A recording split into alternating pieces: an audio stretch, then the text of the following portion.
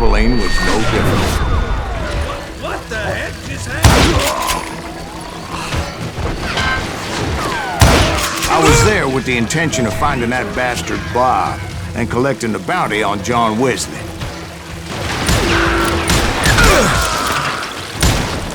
Watch where you're shooting! I thought the Texas Rangers got Harden. Yeah, that's what they want you to believe.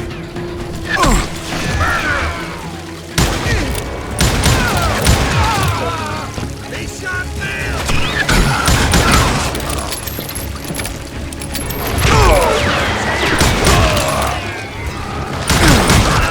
It was cold in a witch's tit and a brass bra that night as I fought my way past his loyal compadres.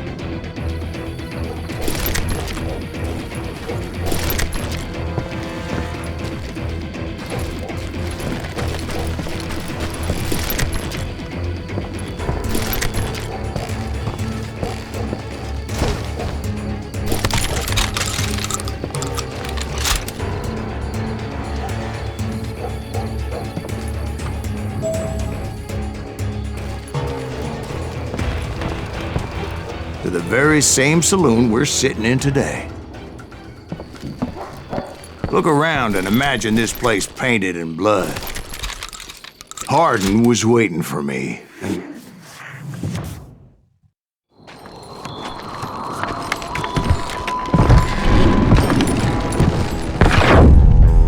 Wait, I'm jumping the gun here. Let me back up and give you some background on this sumbitch. He deserves that much. Don't you think so, Ben? John Wesley Harden was a killer. By the end, he confessed to taking the lives of 42 men. Fathers and husbands, brothers and sons, men with families who cared about them. Families who put up money in hopes of finding justice. He was a bona fide folk hero by then, and had amassed a gang of armed miscreants and other assorted thugs. He and his men set up camp outside of town, and I was hoping Bob was among them. Shit, it's cold out here. I'm freezing my giblets off. Damn it! Shoot that son of a bitch! They didn't ask why I was there. They knew. Most of them were wanted as well. I figured Harden was here somewhere, but to get to him, I'd have to get past his gun hands. And that was easier said than done, as most of them were as foolish and full of bravado as I was. I had to spill a lot of blood to find out Harden wasn't in that camp. He was carousing in town with his closest friends. Harden's boys apparently didn't want me to reach the Bull's Head. Some were hightailing it into town to inform their jefe of my unwelcome presence. Kill that stupid son of a bitch!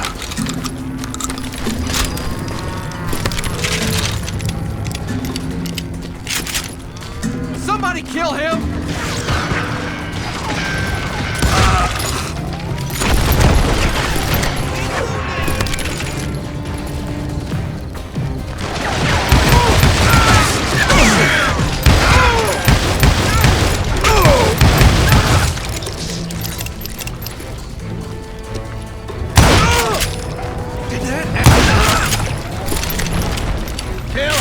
Someone's coming for him! Stop that bitch! Let the boys know we got another law dog.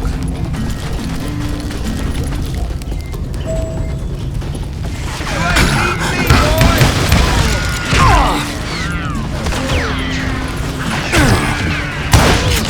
I wondered if Bob was among them.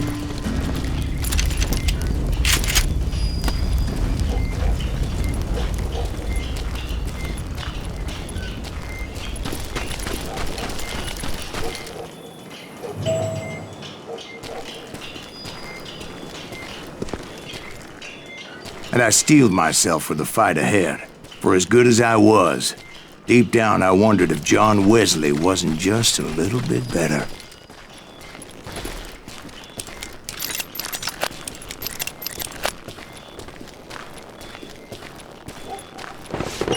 Before I could test my mettle against Hardin, however, I would first need to dispatch his cadre of hired killers. Most of these degenerates were beyond redemption, but John Wesley might have been a different story. I didn't learn until later that that night was in fact his birthday celebration.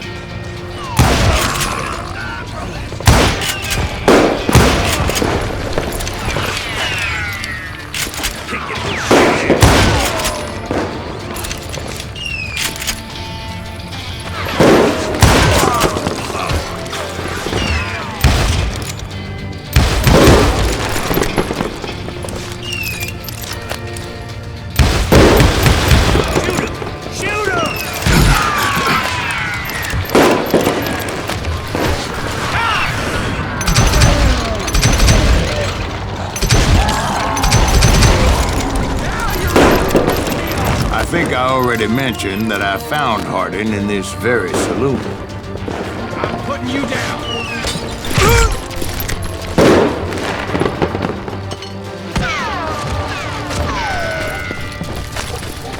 Take him down! That's right. Run!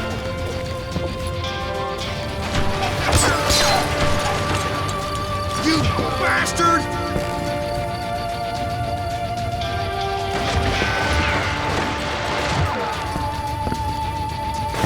Suffice it to say, nobody there was happy to see me.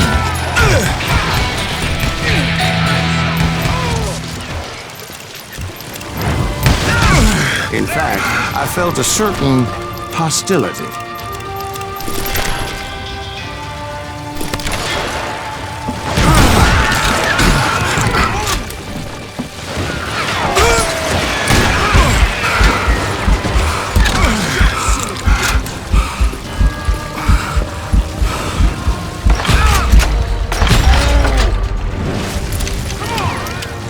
I was disappointed that neither Bob nor John Wesley were among the dead.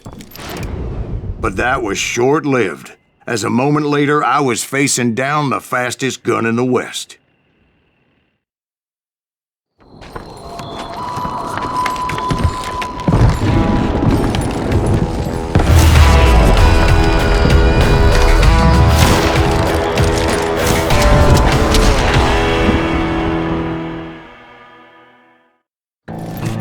I felt a bolt of adrenaline, or maybe that was fear. He was well known for his tricks, and I knew I'd need my own if I was ever to defeat him.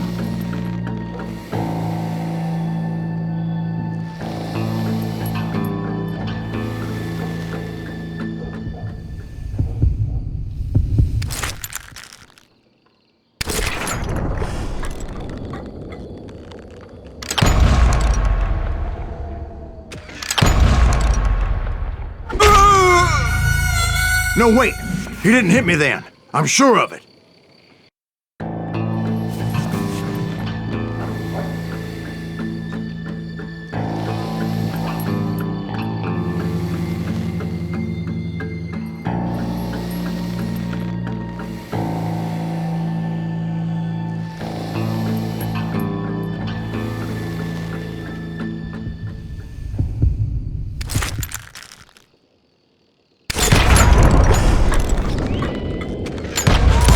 That man was faster than greased lightning. But being inebriated as he was, he didn't count his shots. And now, he was at my mercy. So he didn't die? No, I sent him to prison. Years later, after he was free, some restless avenger took his life. Shot him in the back in a saloon just like this one. Anybody up for another beer? Ben?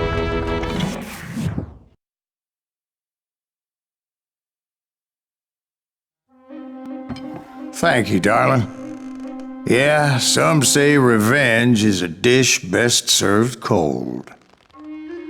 So whatever happened to that Bob guy you were after? Personally, I'd like to hear some of your other adventures. Like, I don't know, did you ever go toe-to-toe with a red man?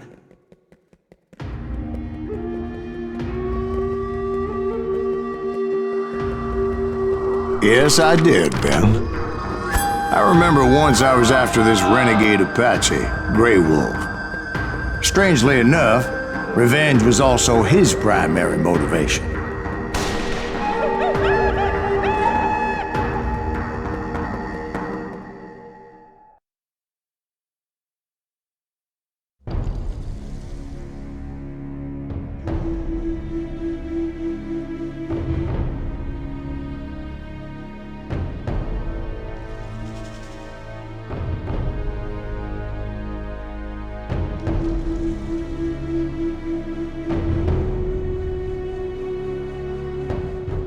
A bounty was put on Grey Wolf's head, and that's how I came to hunt him in the mountains. Mountains so high they tickled the nether regions of heaven.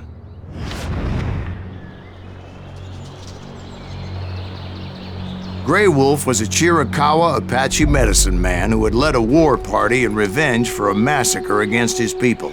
The U.S. Army had attacked his tribe during his daughter's sacred sunrise ceremony, and the slaughter was unspeakable.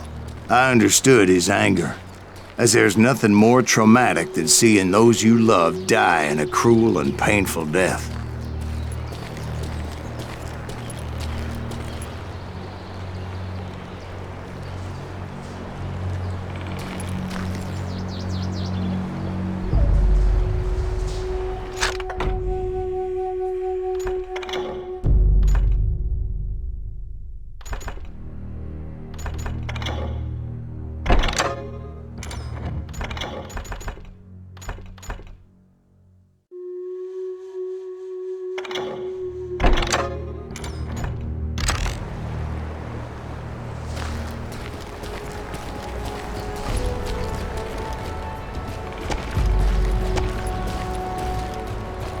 Right from the beginning, I couldn't shake the feeling that Grey Wolf was watching my every move. He led a band of young Apache warriors who wanted retribution and were more than willing to die for him.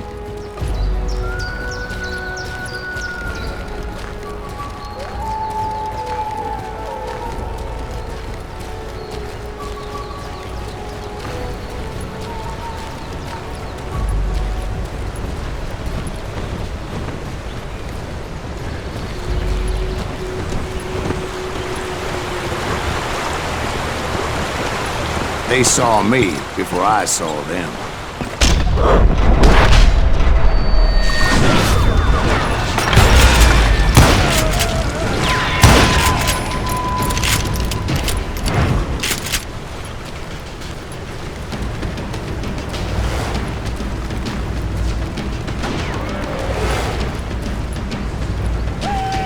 It crossed my mind that maybe this wasn't such a good idea. But now that the shooting had started, there was no backing down.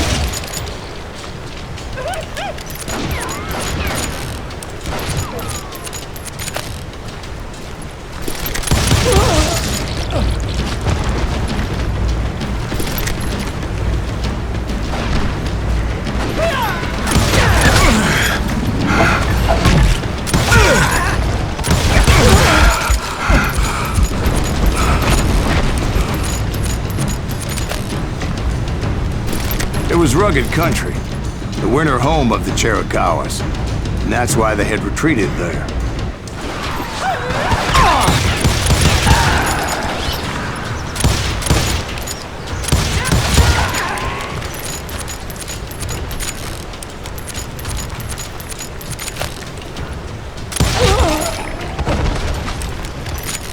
I admit to having some regrets about going after them the way I did. But then again, I got a lot of those.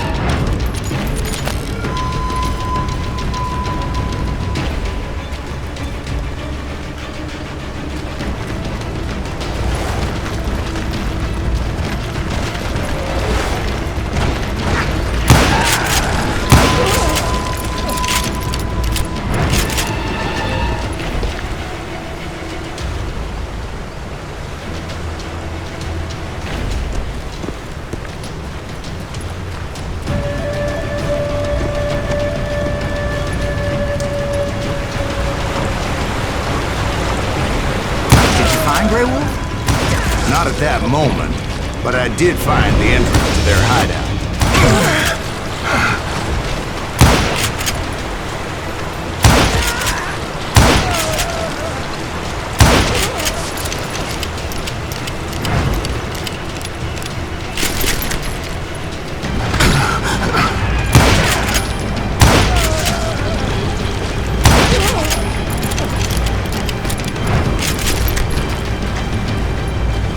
A deep crevice that led to a deeper cave. Don't tell me you went in there. Yeah, but it's not out of bravery so much as pure, angry cussedness.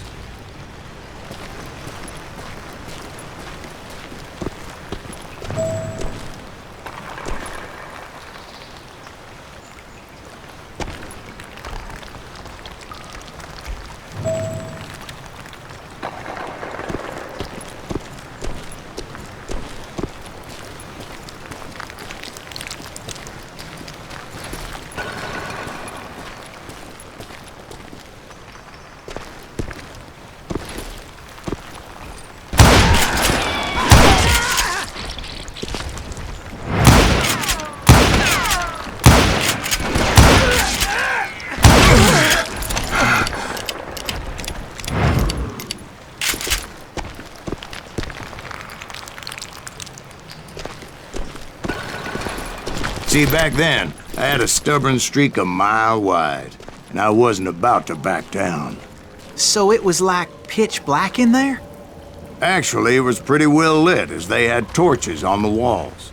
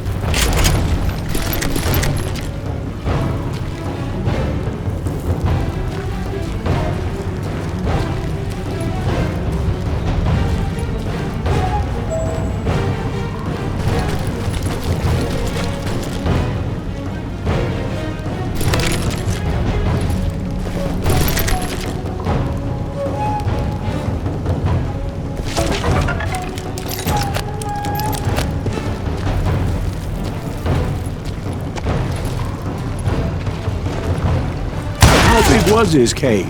Big as hell, Ben. Chiricahua had hid out there during the Indian Wars.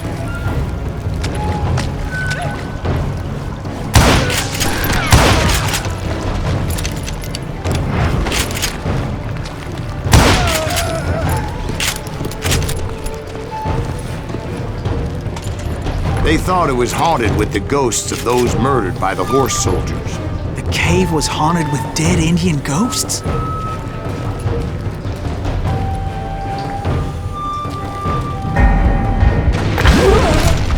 To be honest, I was more concerned with the live ones than the dead ones.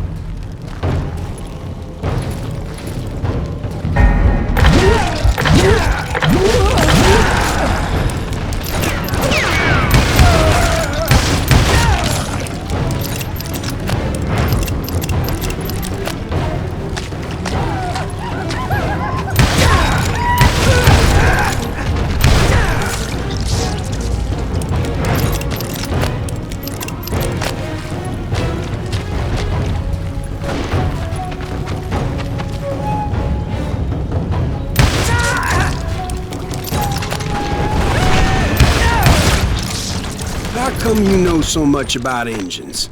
A few years back, I was married to two Mescalero women. At the same time? Yeah, they were sisters. Polygyny is traditional among the Mescalero. So what happened? Oh, I had to get out of there. Those girls never shut up. Both of them nagging at me all the time. Drove me half crazy.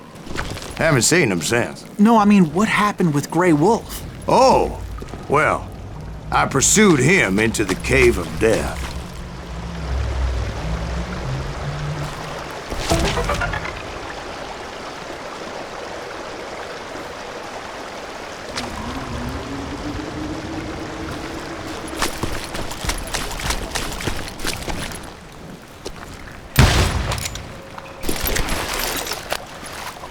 I came upon this flooded grotto, and that's when I saw him. He came to me unarmed and unafraid. His voice echoed in the shadows, and I sensed he meant me no harm.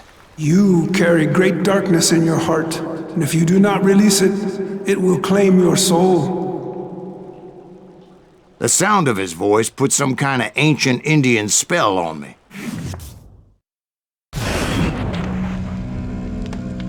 As his story unfolded in my mind, You will come to this place again and kill many more men, and the darkness will grow until it consumes everything that you are. The soul would have no rainbow if the eye had no tears. he said I was a great warrior, a coyote man, unequaled by any other pale-faced warrior, or something like that. The snakes will bite shadows of your past until a venom poisons your heart, and an echo of the song of the dead summons the spirits deep from within the mountains. I didn't quite get what he was saying, but there was definitely snakes. And indeed, his warriors surrounded me and attacked me like hungry wolverines. They couldn't stop me, though, and Grey Wolf wasn't in the mood for idle talk.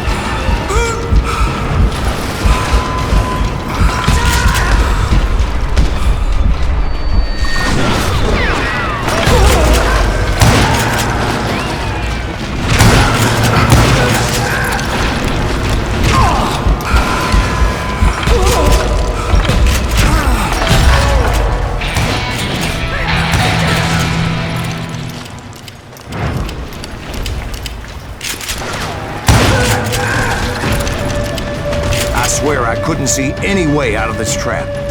But suddenly, one just appeared. Kind of like a miracle.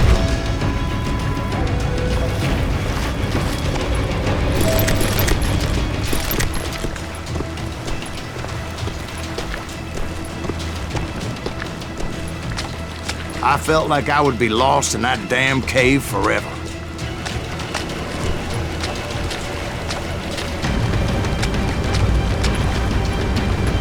Finally, I found myself back outside, perched on the edge of a precipice, overlooking a thundering whitewater river. To get where I was going required several leaps of faith, but no way in hell I was turning back.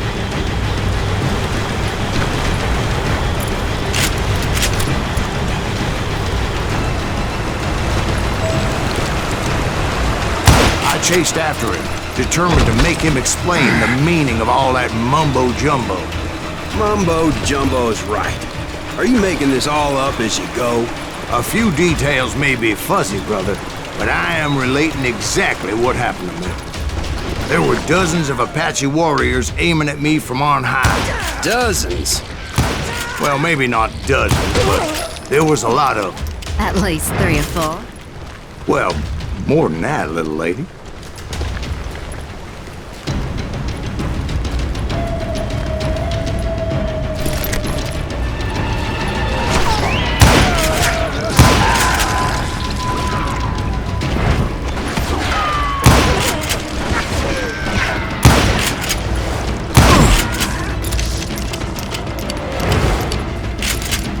I had a steep climb up creek ahead of me and scrambled up those rocks like a mountain goat.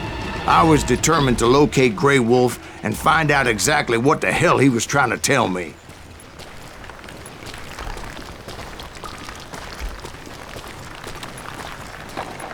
And wouldn't you know it, That crafty son of a bitch led me right into a trap. What kind of trap? Well, son, there had to be at least 100 Apaches surrounding me.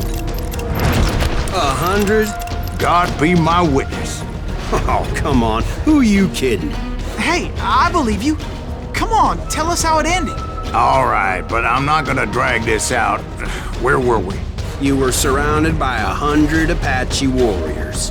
Well, I didn't take the time to count them exactly, but there were a lot of them.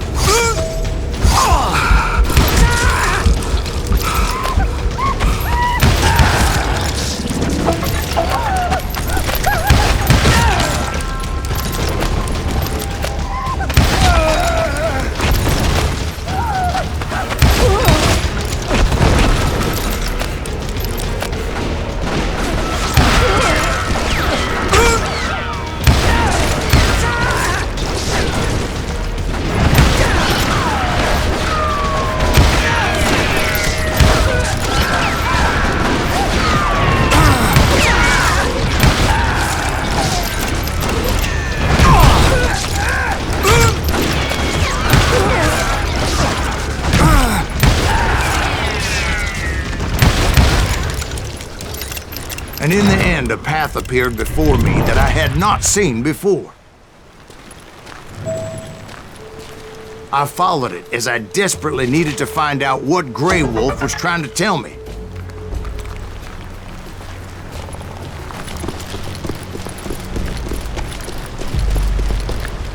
But it was like that son of a bitch disappeared into thin air.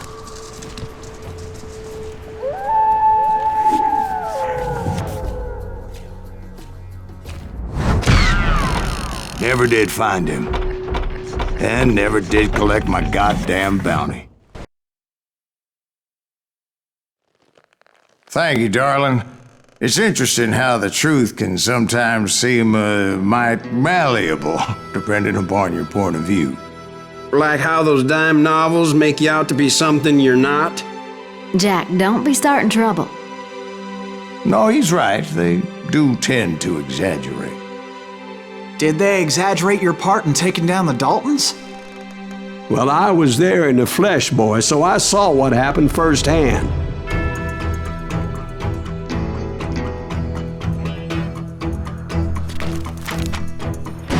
Those Daltons were lawmen once, before they all went bad, robbing banks and trains clear across the territory.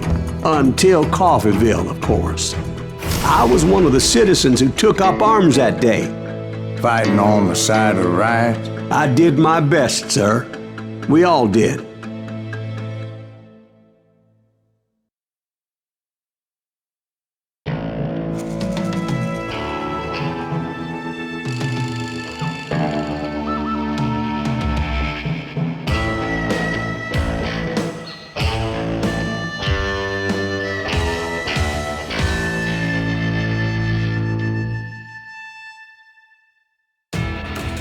It was early morning. One of my friends was a local gunsmith, and he handed out firearms to anybody who'd take one.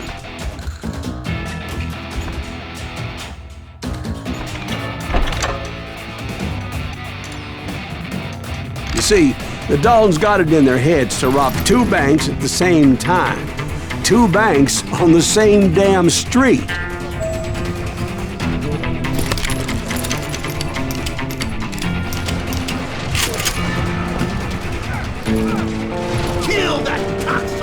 Story was Bob Dalton's girl was always writing him about how he had no ambition. Oh, you're nobody next to Jesse James, she'd say. Finally, the bastard took his brothers to Coffeeville just to shut her up. Right. It's always the woman's fault.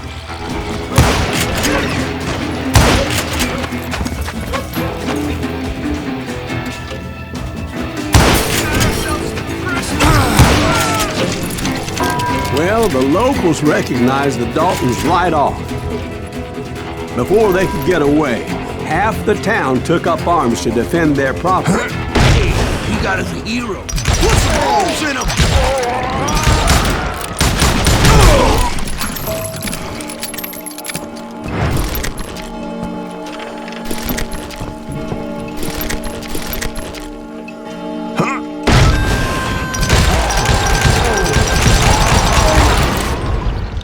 The brothers paid dearly for their stupidity, but everybody knows they had it coming. There's more to it than that.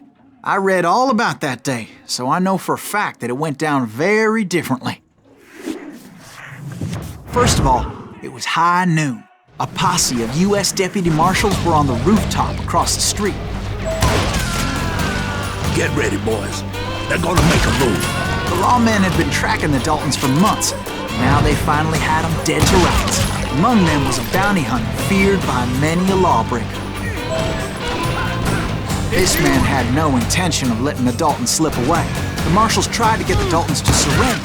They'll give up eventually. We just gotta wait for some bitches out. This bounty hunter knew that the brothers were far too proud to ever lay down their guns.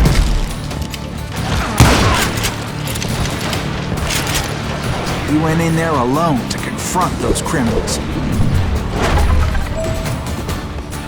One of the marshals shouted, "Where are you going? Are you crazy?"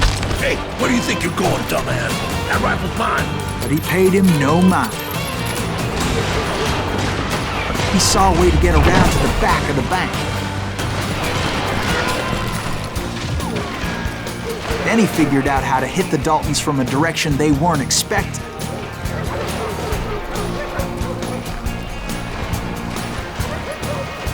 From above. Fortunately, a water tower was right there. A moment later, he was climbing up a steep ladder, laughing at danger as he did.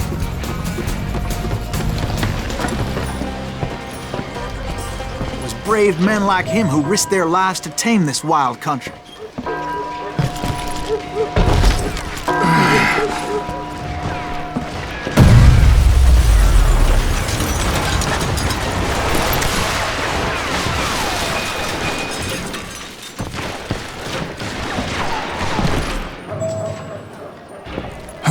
We've got company.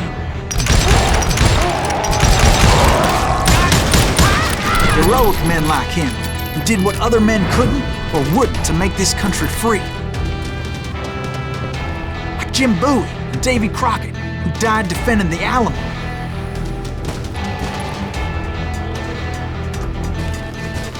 Is that Silas Green? Son of a bitch! Sorry, son of a bitch!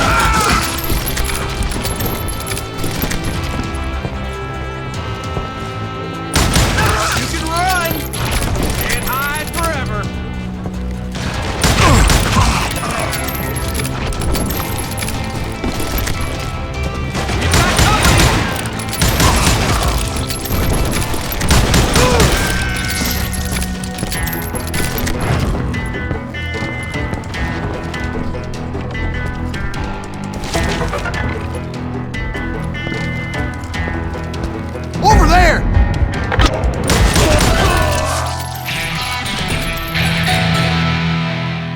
That's Silas Green!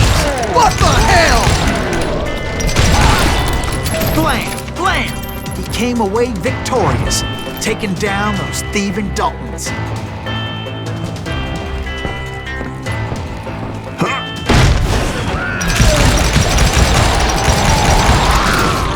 His name was Silas Greaves, and when the dust finally settled, he was the last man standing. Sorry, kid, but that just wasn't the way it happened.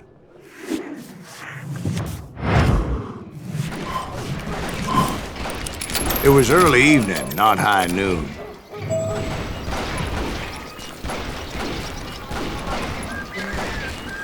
I was late to the party and Coffeyville was already up in arms.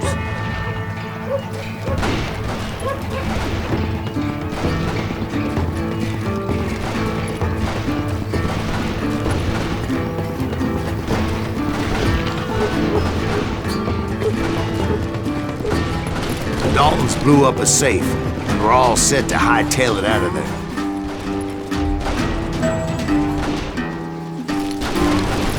Those pathetic deputies surrounding the bank were dropping like flies.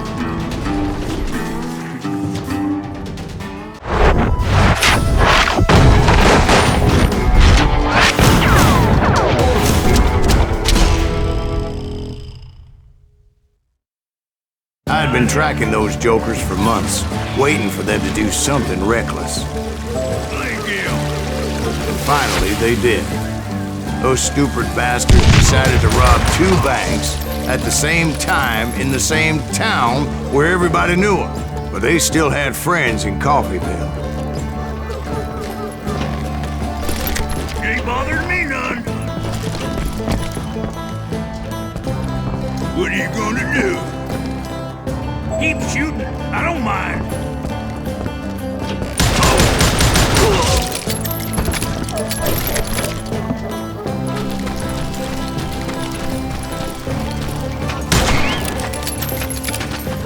Hey, you got us good. Put some holes in it. Those friends came after me like a pack of wild dogs, tooth and nail. They were coming at me from all directions.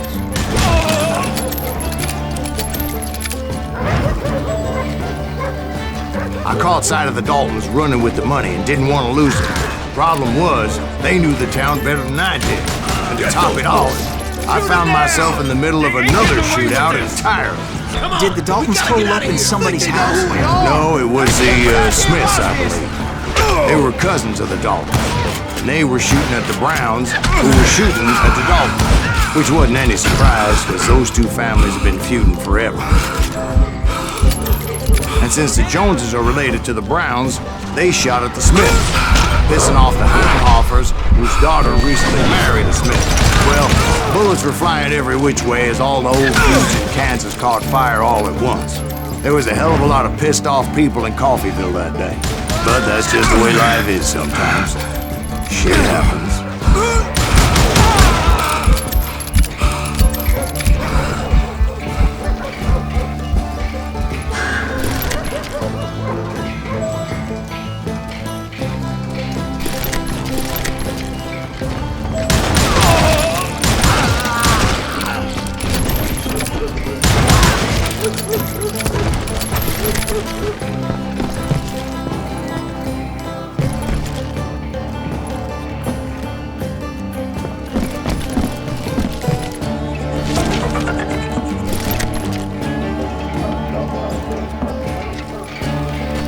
The Dalton boys knew I would never give up. Those Daltons weren't the sharpest knives in the drawer, but they always stood together. They set a trap to slow me down and allow at least 2 of them to escape. The 3rd brother stayed behind to plant me, just in case that trap of theirs didn't work.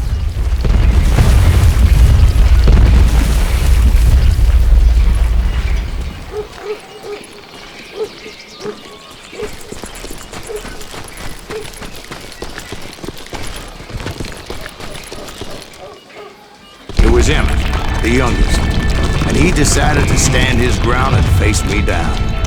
I ain't afraid of you, Silas Reeves. This is where it is for you. He was determined to protect his brothers. And I understood how he felt. Taking me on all by his lonesome wasn't exactly a recipe for a long life. Reeves.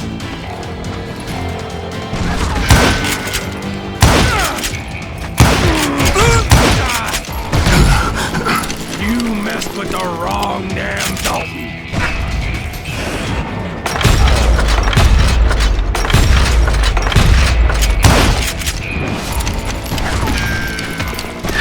I'm gonna plant you where you stand.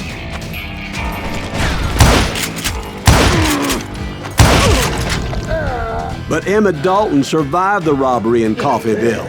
He's the only Dalton who did. They say he was shot 23 times. Well, Dwight, who do you think put all those damn holes in him?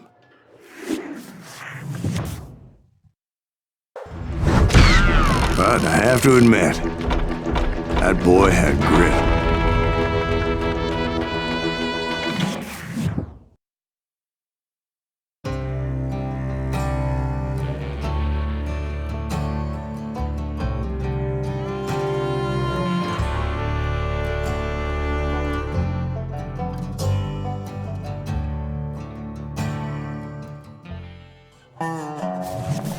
We'll get those suckers! It took me a couple of days to track the Daltons down. They can't get away with this! And in that time, a whole posse of local vigilantes offered to lend a hand. track him to the ends of the earth. They seemed as determined as me to find those outlaws. But as we headed into those swamps, it was like I had my own private army. There was no way those boys were getting away this time.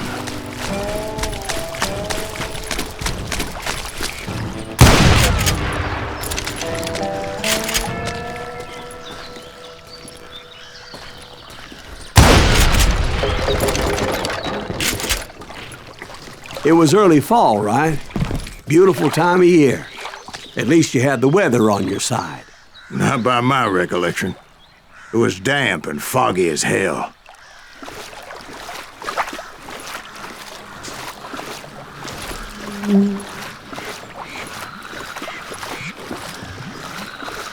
It was tough to stay on a true course, so we kept an eye out for landmarks.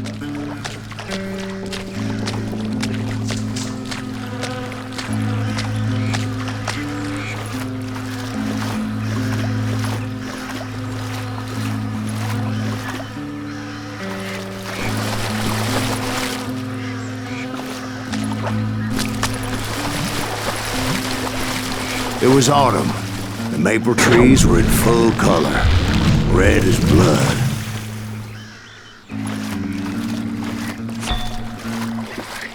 The rains that year were torrential, so the whole area was flooded. The vigilantes had spread out wide, and pretty soon I couldn't see anybody.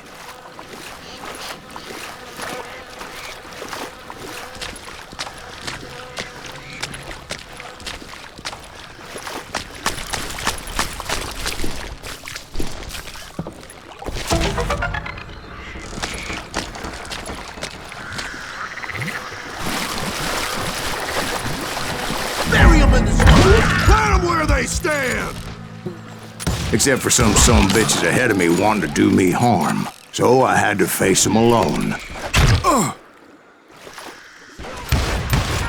I wondered why my compatriots didn't come running when they heard the shots.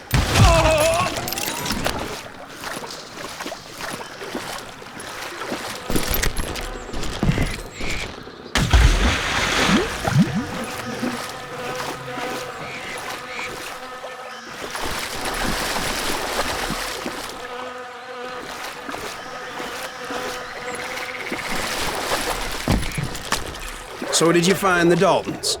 Not yet, but I did have the questionable pleasure of meeting a few of their friends.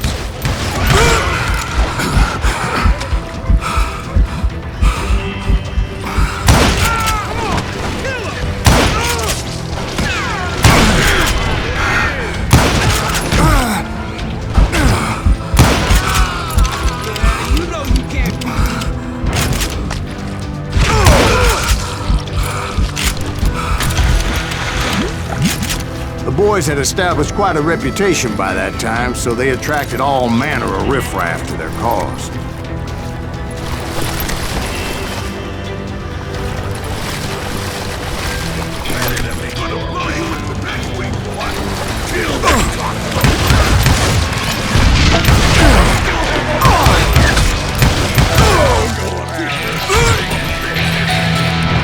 I'm gonna need a dust pad to pick you up. Ain't no face to hide from me!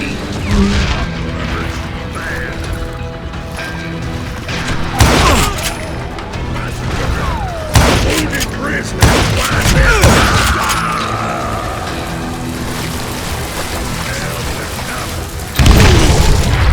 Point being, I was under serious attack, and my reinforcements was nowhere to be seen.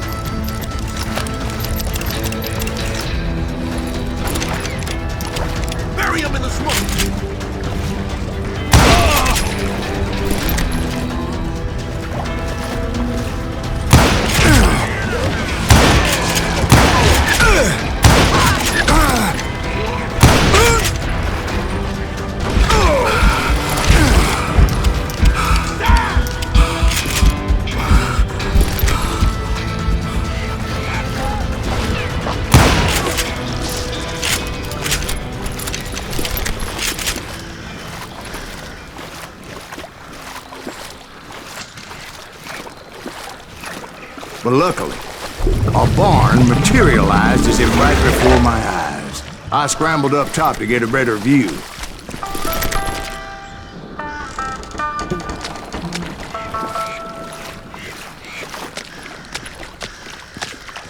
But just ended up falling inside. So, how did you get out? The barn doors was open.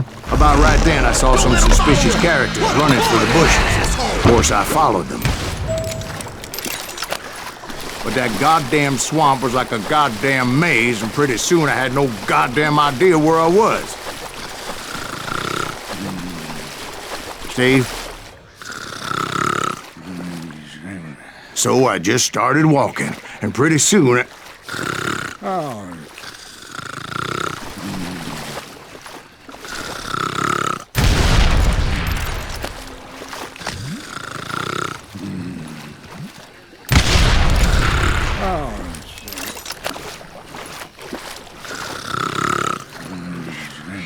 Steve? Steve! Huh? Oh, no, I'm listening.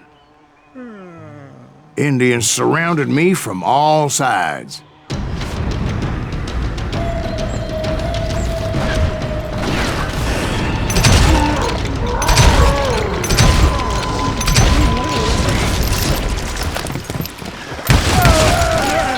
Indians? They were Indians. No. I just wanted to make sure Steve was paying attention. Now, where was I? You were following the Daltons through a swamp? That's right. See, Steve? Dwight's paying attention. No, I'm listening. I was just resting my eyes. So, where was I? The Daltons. Right. See, there's a reason so many outlaw gangs are made up of brothers. Being a brother is a very sacred thing. It's a bond like no other.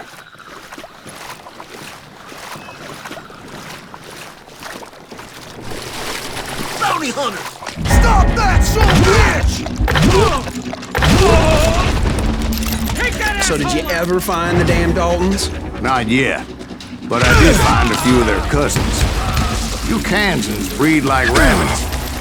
More Smiths or Heimhoffers or who knows what.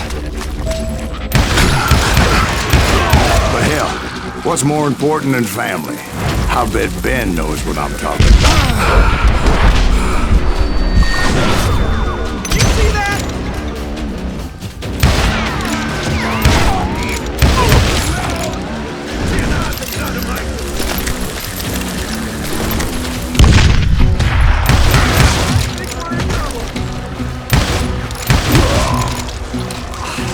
Kill Green!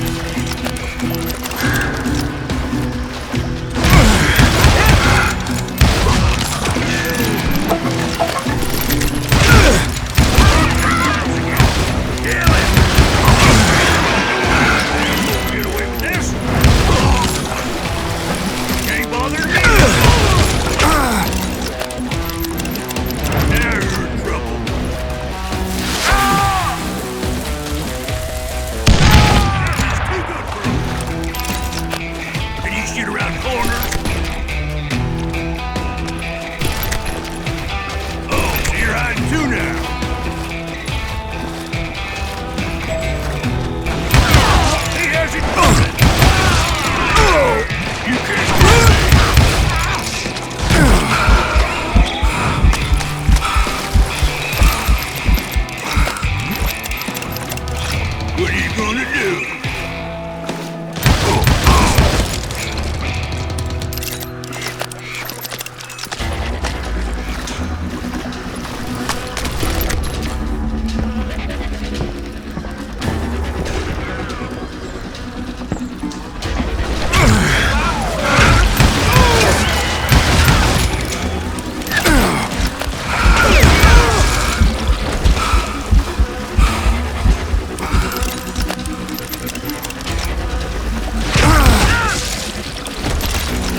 I'm ending you.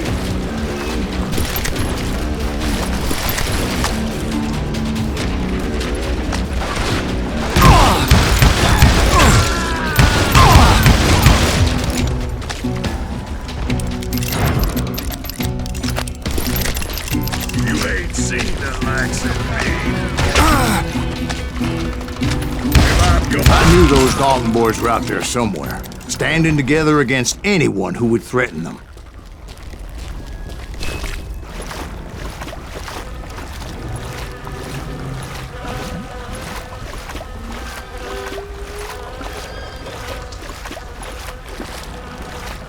And that's when I saw it. A goddamn steamboat. A steamboat in a swamp? Yeah, Steve, but this wasn't much more than a wreck, really. But how'd a damn steamboat end up in the swamps? Guess it floated off during the flood of '89. Now, was it a stern-wheeler or a side-wheeler? What? Does that really make a difference, Steve? It was a steamboat with a goddamn army on board. It was then that a fusillade of bullets come raining down from on high. Those vigilantes who accompanied me weren't anywhere to be found. But among those men that were shooting at me, I thought I saw some familiar faces.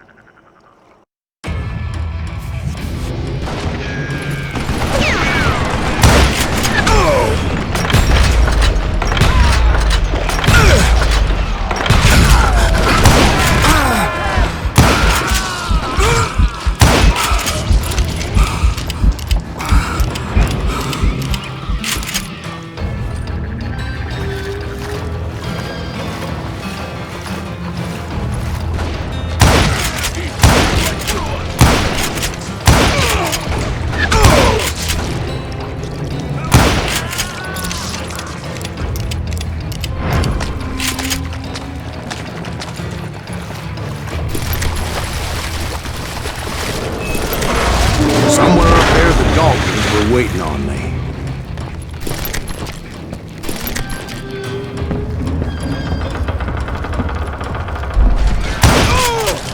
That asshole just killed Red.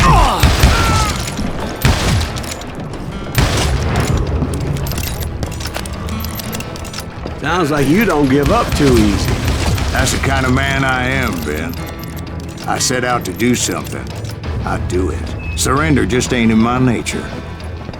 Plus, I'm stubborn as hell.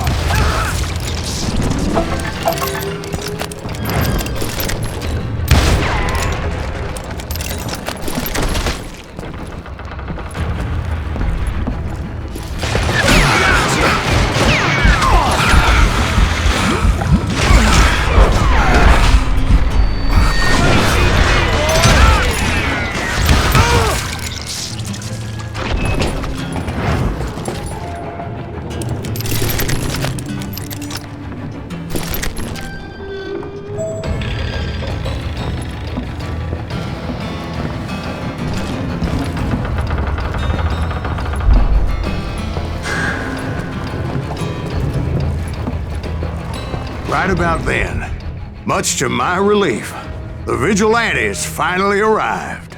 Their leader motioned at a cabin in the middle of the top deck, pointing me directly at the Daltons. I finally had them, after months of dogged pursuit. But it turned out that they had me.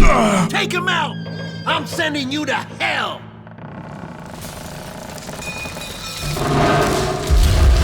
The Daltons had played me like a fiddle. Apparently, the vigilantes were on their damn payroll. They didn't just want to shoot me. They wanted to burn me alive. But finding my way out of a burning labyrinth proved to be quite a challenge. It was a riverboat, right? I mean, it's not like it was a goddamn ocean liner. Oh, yeah, but I was in a fight. To launch next year? Largest one in the world. You're talking about the Titanic. If you ask me, it's too blessed big. I don't think they'll even float. So anyway... Don't be stupid, Steve. They know what they're doing. They say that the Titanic is unsinkable. Oh, God. But getting back to that steamboat, how'd you get off it, Mr. Greaves? I took in a lot of smoke that day, so I admit my recollection might be a bit hazy. But somehow I managed to finally disembark. I was coughing up smoke and pretty damn pissed. I was done playing games with those boys.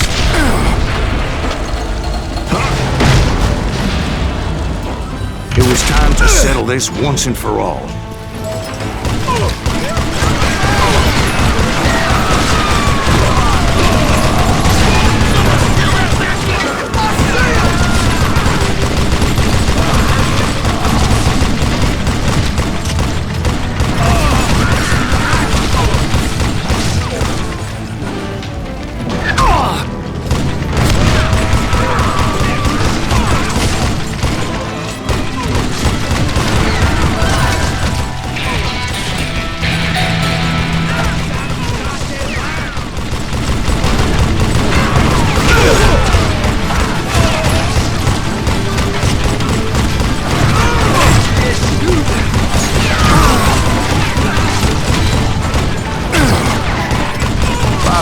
Weren't about to come at me one at a time.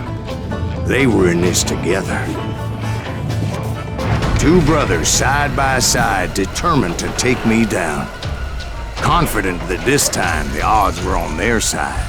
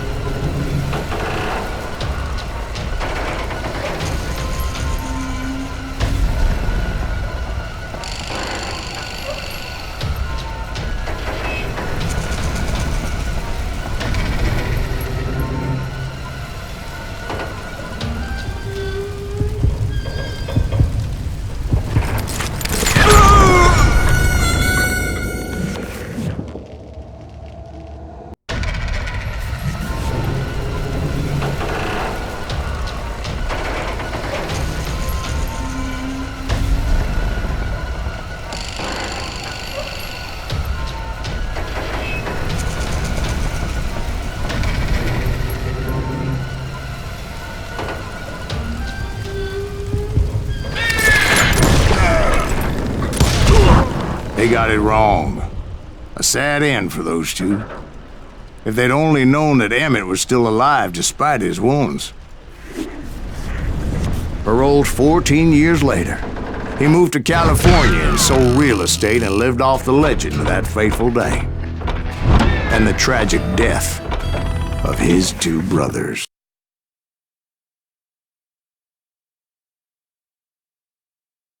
My own brothers died tragically as well, truth be told.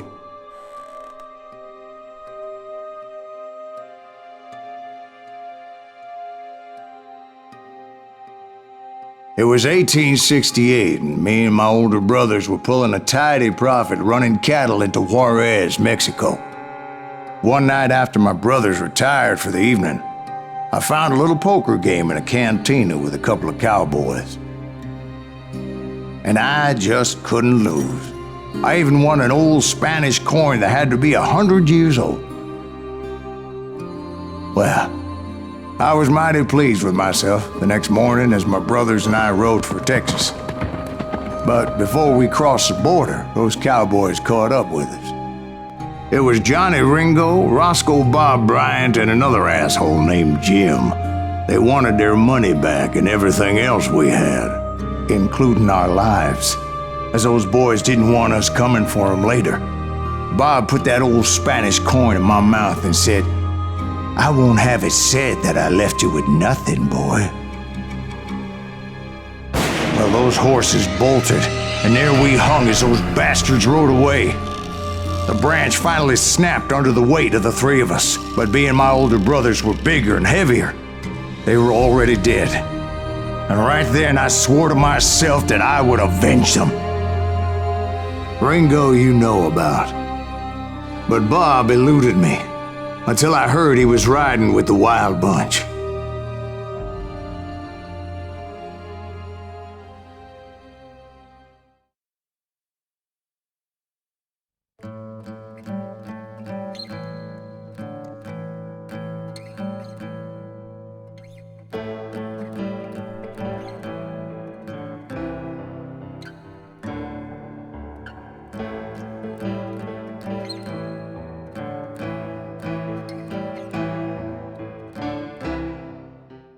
I'd been on their trail for months, ever since they left their hideout in the Bighorn Mountains. Led by Butch Cassidy, they were a loose association of outlaws who robbed banks and trains from Colorado to Montana. Among them was the Sundance Kid, and that murderous hombre I was tracking, Roscoe Bob Bryant. Were you a part of that giant Pinkerton posse after the Wild Bunch? No, boy. A circus like that would have slowed me down. Besides, I wanted Bryant all to myself.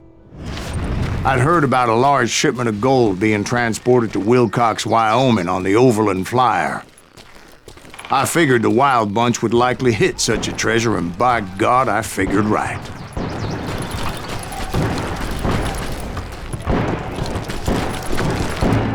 They blew the bridge with the intention of forcing the train to stop. Well, I assumed the Wild Bunch was likely in the still intact part of the train high above, so I had no choice but to make my way up through the passenger cars dangling down.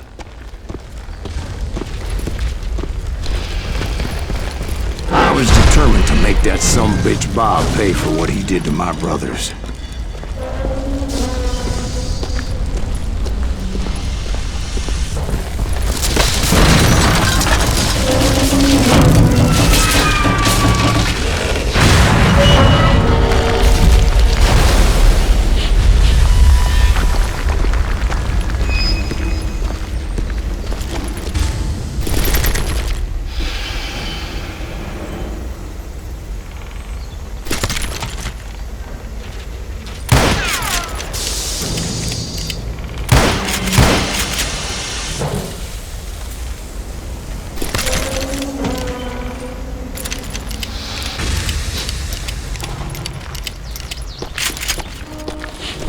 My ears are still ringing from blowing up that bridge. What'd you say? Well, I made my way off unscathed and came upon a few members of the gang and had no choice but to dispatch them. From there, I had to negotiate an even more precarious route. But first, I would need to get my ass out of there.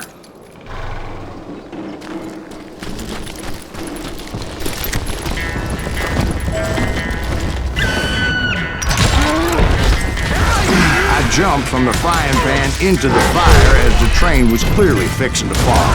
I had found the gang, but in order to find old Bob, I needed to fight my way forward past a whole passel of desperados.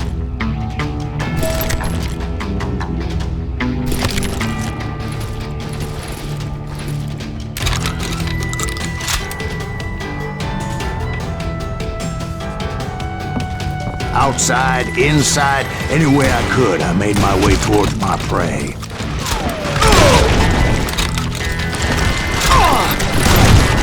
Well, what about the passengers? It was mostly a freight train, as I recall. There were no passengers aboard that day.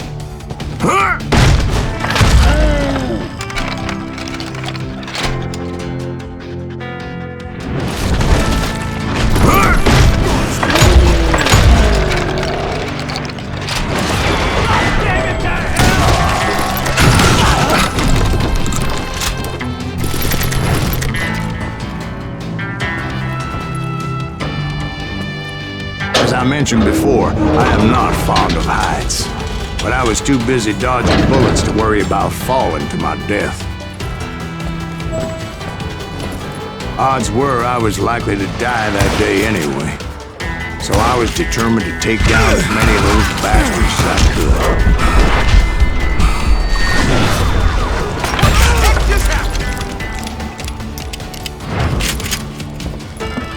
Come out, you yellow bastard!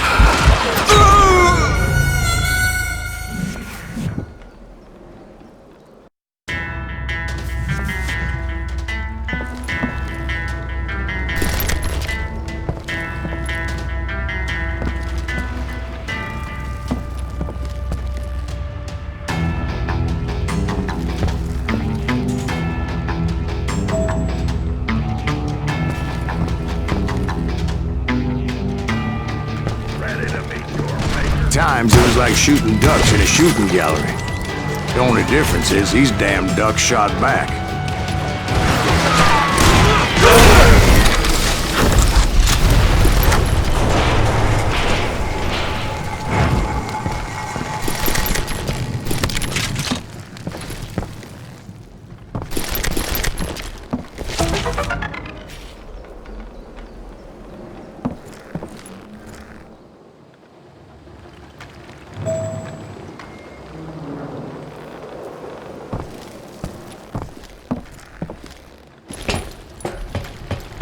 I kept hoping the law would show up and give me a You hand. mean like that giant Pinkerton posse that I read about? Did they come riding in, guns a-blazing to help?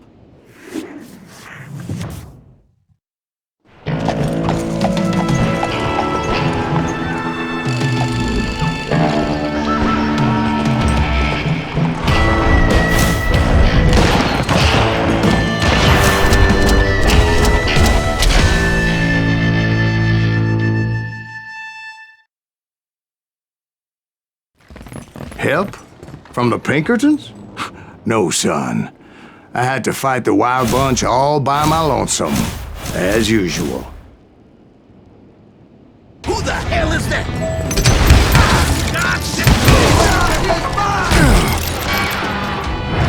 Take cover!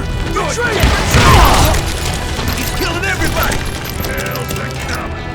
He'll kill us all!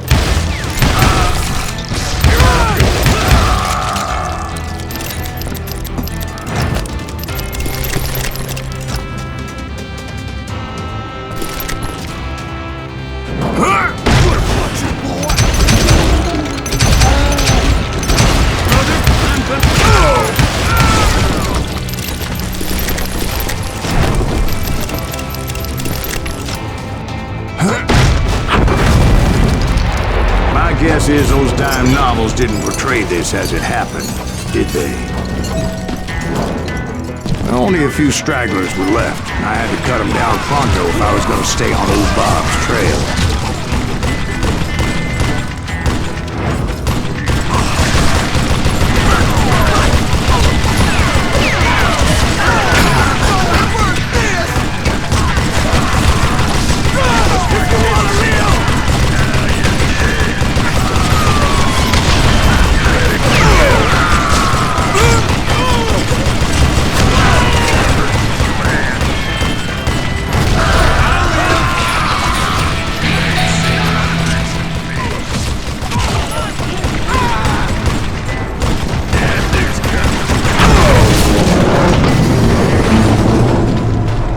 Once I silenced all those guns, I went searching for my nemesis, determined to finally have my justice. But the only survivor who welcomed me was George Flat-Nosed Curry. Who was he?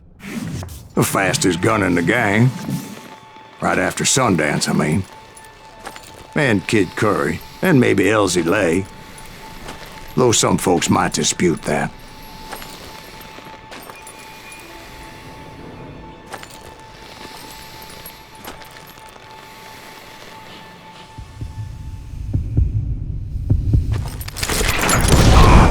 On that very same day, Butch Cassidy and the Sundance Kid decided to leave the Wild Bunch behind and decamped for South America.